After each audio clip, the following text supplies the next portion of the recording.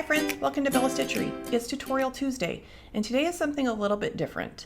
I'm taking this coffee, a hug in a mug, which a friend of mine gave me, and while it is true, it never really found a home in my house, and finally I threw it away, and my husband, who's obviously lived with a crafter for 2 decades, said, "You're throwing that away? You're not going to make something from it?"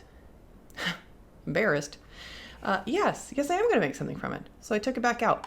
And today I'm going to make a scrapbook style, page layout in this frame because it actually is really nice. It's kind of this thick rustic wood. Shameful that I thought this was garbage. So what I'm going to use for this is this collection pack called Butterfly Garden from Couture Creations. I've also used it as a inking and taping station. Made tons of layouts from it. It's really cute. I'll put a link to it on my description here in this video, but I thought it's a really nice color palette. Has some fun pages. So that's what I'm going to use for the inside. Now it is larger than 12 inches. So my plan is to kind of piece some paper together to make it fit the dimensions, which I have already kind of started eyeballing in preparation. So you see how that is? These are each about 6, and it's just a little bit bigger. So I also just tore some kind of, kind of looks like fancy writing here, and I'm gonna put that right in the middle. First I'm gonna ink it. So let me get my ink dauber and some vintage photo distress ink just to kind of soften up those torn edges. I do like torn edges, but I feel like, antiquing everything is always kind of nice. And it's easy, and it's a relatively cheap embellishment to do, just adding ink and tearing things. So there you go. Okay. I have 3 little ones napping right now, so if it sounds like I'm talking really quietly, it's because I am. So I'm going to put this down with some art glitter glue. One of the little ones sleeping is only about 6 months old, and she's right behind me. So I'm not quite sure how much I could get away with filming before she realizes I'm not holding her. Okay, so I'm going to do that. Now I'm going to pick it up and do a little bit of the embellishments outside of the box just because it's easier to handle that way. Okay, I love these baseboard frames by Tim Holtz, so I'm going to use that as my main frame. And I'm going to cut out some paper here from the collection for the background. I hear people squawking. You try to multitask. I don't know if any of you have little ones, but you try to multitask, doesn't always work. And some days I have ideas for a video and I'm like, you know what? Not this year. Maybe, I don't know, when they're in college, some other time. There you go. So easy. I like adding something behind my frame. That way it doesn't matter kind of where I put it. You're not going to see kind of bits and pieces there. So that's where I'm going to put that. But first I wanted to add some lace. This style really does well with some lace, I think. It's kind of like that vintage, happy vintage style. Wow, my glue gun. Okay, put it about right there. And this is kind of why I wanted to do this part outside of the frame, because it's just easier to reach than with it in that frame there. And then once I'm done with this part, I'll put it back. Okay. So cut this. And this lace, I don't even know if it has a brand. I found it on eBay.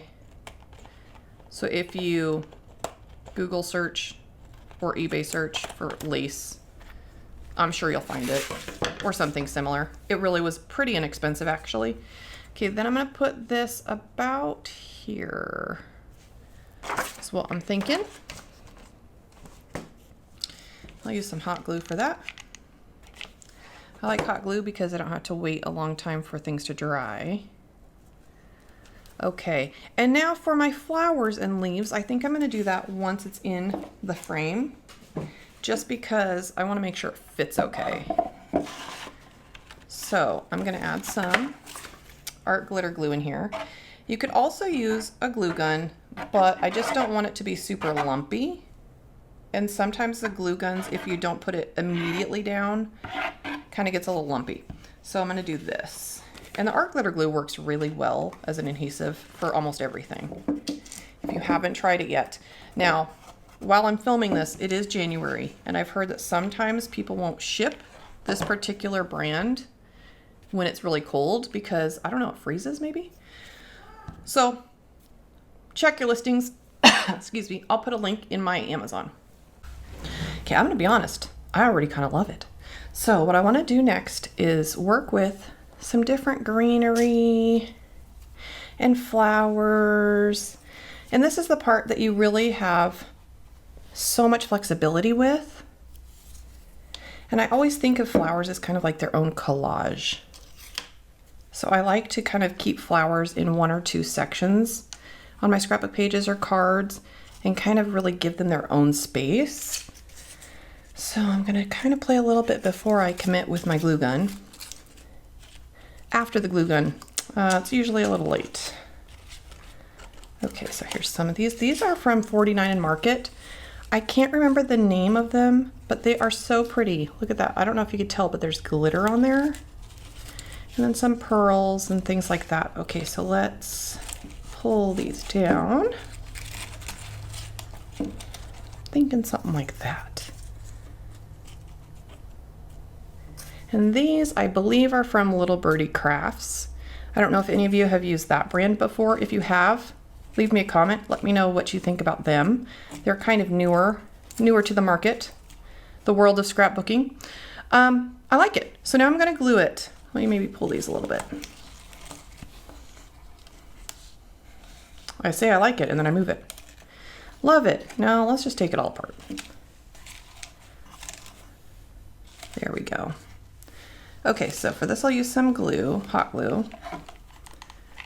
That way things don't shift too much while I'm waiting for it to dry.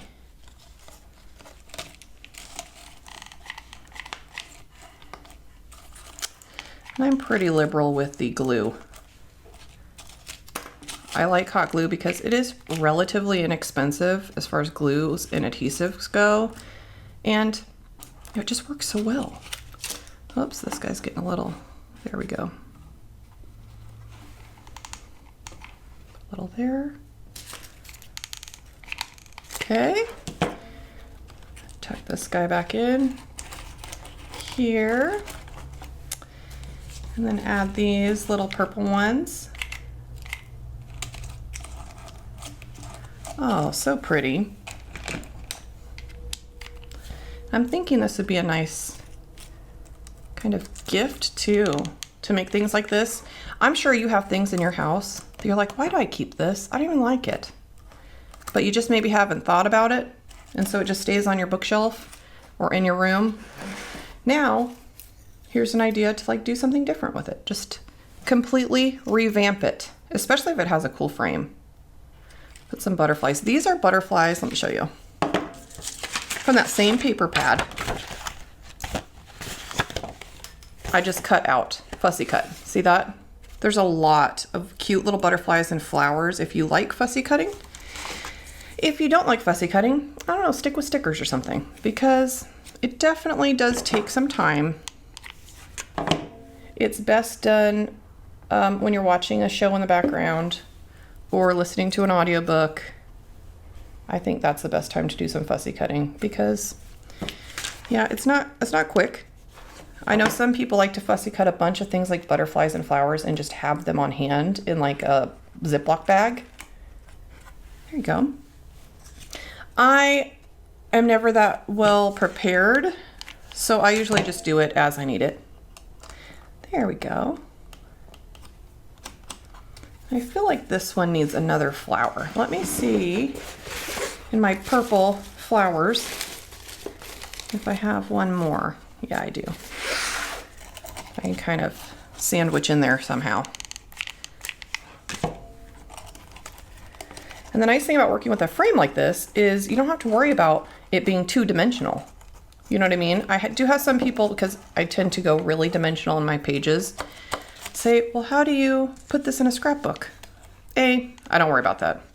I just put less in a scrapbook and it works just great. But B, if that is a concern, you could do something like this, like on the wall kind of scrapbooking, where sky's the limit. You can go as fancy as you want and it's gonna look great.